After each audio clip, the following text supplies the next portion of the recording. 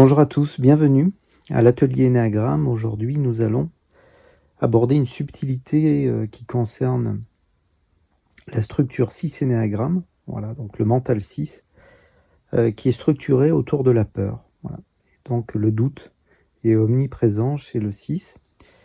C'est pourquoi il veut suivre des règles fortes. Et c'est ce qu'il recherche en réalité. On évoque parfois qu'il recherche de la sécurité, ce n'est pas faux.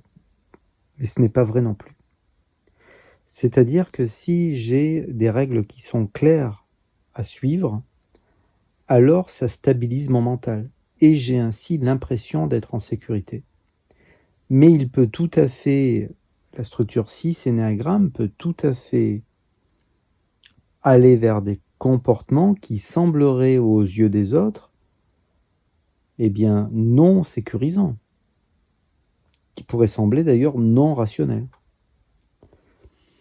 Parfois, le 6 est lui aussi en lien avec des êtres, non pas parce qu'il y a eu un raisonnement logique, lui qui se veut justement cartésien, mais c'est émotionnel en réalité. C'est-à-dire qu'il a jeté son dévolu sur une personne en particulier, sur un groupe, sur une famille, sur une structure, sur un travail, et il veut donc se sécuriser à travers ce groupe, dit autrement, enfin cette institution, cette personne, dit autrement, il veut qu'ensemble il y ait des règles claires à suivre, et ces règles vont ainsi me stabiliser, moi qui doute beaucoup, parce que le 6 doute beaucoup.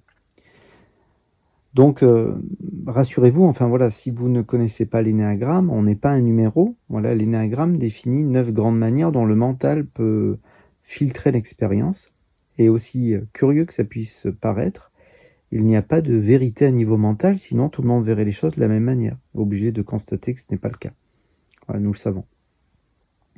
Donc, si vous étudiez l'énéagramme, eh bien, vous pourriez avoir ce mot qui s'impose, le 6, une grande anxiété et donc le besoin de se sécuriser.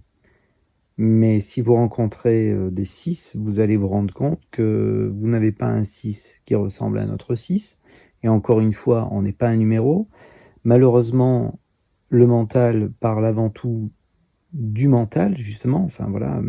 Et nous vivons trop à niveau mental. C'est-à-dire que nous ne sommes pas suffisamment connectés à ce que nous voulons, au plus intime de nous-mêmes. Et nous agissons depuis des programmes préétablis à l'avance. Ces programmes sont soutenus par des croyances. Les croyances sont soutenues par des émotions non résolues. Le 6 est dans le centre de la peur. Voilà, donc, c'est-à-dire l'émotion première est la peur. La peur est en lien direct avec la projection concernant le futur. De nombreux mécanismes de défense sont à l'œuvre chez le 6. Déplacement, projection avec son élan 5, isolation, rationalisation avec son élan 7, autant dire qu'il est équipé comme jamais pour ne jamais vivre le moment présent.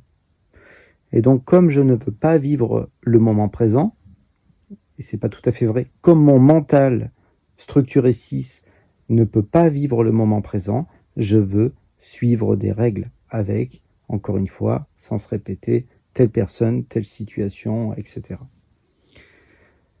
Donc, si on revient un petit peu en arrière sur ce que j'ai évoqué dans cette vidéo, si vous rencontrez certains 6, vous allez vous rendre compte que beaucoup de 6 ont des comportements qui ne sont pas du tout sécurisants. D'ailleurs, vous retrouvez parfois certains 6 qui sont plus ou moins consciemment attirés par le danger. Voilà.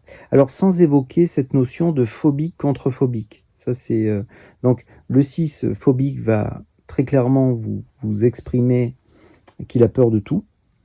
Voilà. Et le contre-phobique, au contraire, lui, va dominer sa peur. Il va, d'une certaine manière, ne pas la reconnaître. Et si vous regardez bien, on est déjà plus ou moins en train d'évoquer les mécanismes de défense, tels qu'on les regardait tout à l'heure. Donc, c'est vrai que il n'est jamais mauvais d'avoir un portrait un petit peu robot de chaque profil énéagramme. Ainsi, le 6, on le présente parfois comme le loyaliste, Il est très à l'aise dans les professions où c'est très bien cadré. Donc bien sûr, vous les retrouvez dans un univers comme les pompiers, la police, la gendarmerie et finalement toutes les entreprises où finalement c'est bien cadré. C'est-à-dire où il y a une hiérarchie claire, où on sait à qui s'adresser, ça va très bien au 6, qui justement doute beaucoup. Et quoi de mieux, encore une fois, pour eh bien, mettre ce doute de côté, cette anxiété qu'il y a derrière, que des règles qui sont claires. Mais vous doutez bien que si un 6 est, par exemple, attiré par des professions que je viens de citer, le danger est au bout de cette profession, de ces professions que je viens de citer. Donc, voilà, prudence, les mots sont très vite enfermants. Le 6, effectivement, veut avant tout des règles précises à suivre. Et effectivement, vous pouvez être peut-être conscient que c'est des règles que vous voulez suivre. C'est-à-dire que la sécurité chez le 6, elle est mentale. Voilà, contrairement à d'autres êtres, par exemple, qui seraient dans le centre instinctif, la sécurité, elle est terre à terre. Hein, c'est la maison, c'est une voiture qui fonctionne bien. Le 6 se sécurise avant tout mentalement, et donc il a peur justement d'être seul et abandonné, et c'est malheureusement quelque chose qu'il va vivre plusieurs fois dans sa vie. Donc, laissons un peu de côté ce mot de sécurité qu'on nous voilà, qui est un petit peu qu'on utilise de manière un peu abusive, et restons plutôt connectés à cette notion de règles. Voilà, je veux des règles, je veux m'imposer des règles avec tel groupe, telle personne, encore une fois, sans se répéter. Voilà. Avec la compulsion énéagramme qui sera eh bien, la déviance. Alors quand on parle de déviance, là dans ce cas-là, c'est éviter d'avoir un comportement, de faire quelque chose, d'être quelque chose, ou de laisser sous-entendre que je suis quelque chose qui pourrait justement m'extraire du groupe. Voilà.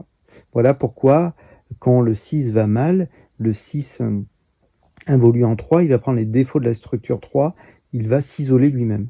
Voilà. C'est une manière de prémunir justement cette exclusion du groupe que pourraient m'imposer les autres. Je me l'impose moi-même, comme ça, il n'y a pas de souci. Voilà. Et puis, restons aussi un petit peu...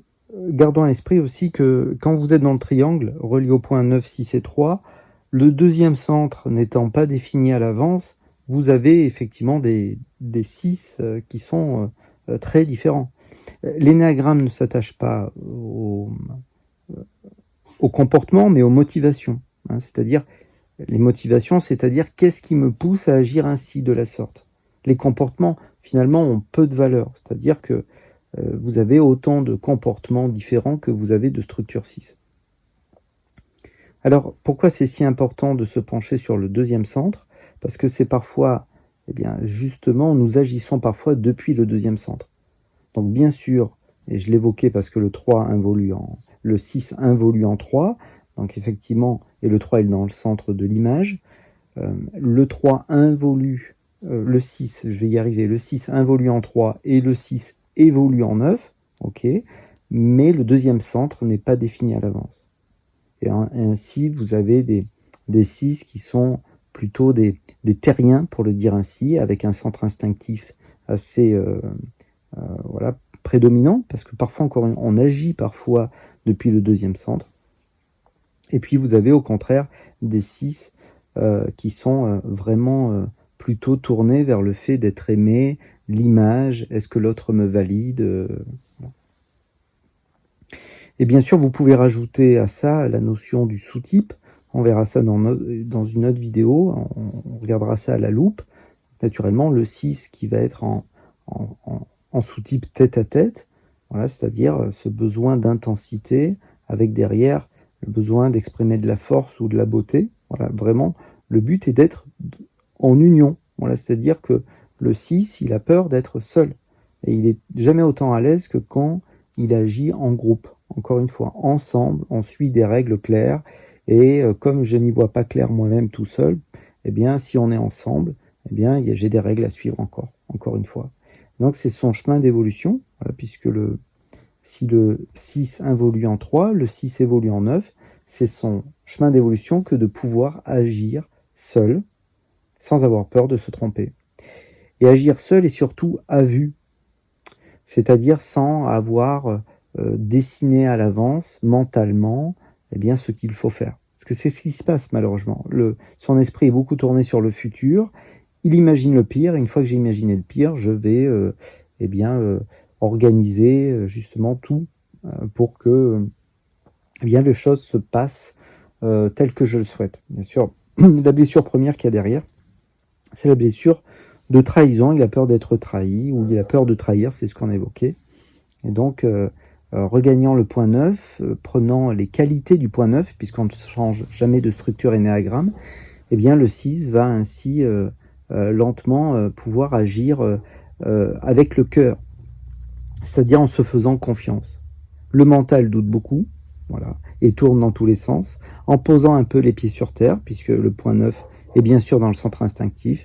En posant les pieds sur terre, eh bien, les choses vont s'éclairer pour lui. Voilà, c'était une petite introduction, on va dire une petite causerie autour de la structure 6, mais ce mot de sécurité, je ne sais pas s'il est si bien adapté que ça. C'est-à-dire, ce qui est important, c'est des règles claires, voilà, des règles claires qui me sécurisent. Voilà. Donc, voilà, ici s'arrête cette toute petite causerie. Vous trouverez plus d'informations en descriptif si ça vous intéresse. Peut-être. À bientôt. Au revoir.